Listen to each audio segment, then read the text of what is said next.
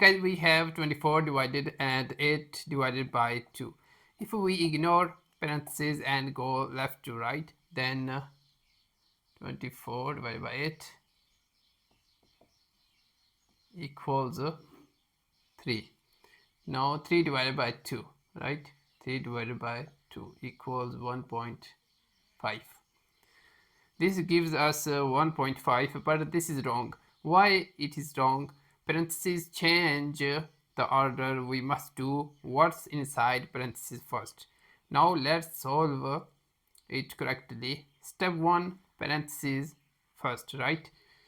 Then step 2, 24 divided by this. Okay, so solve again.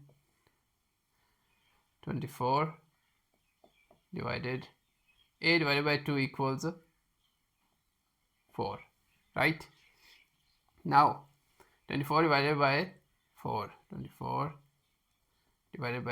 equals 6.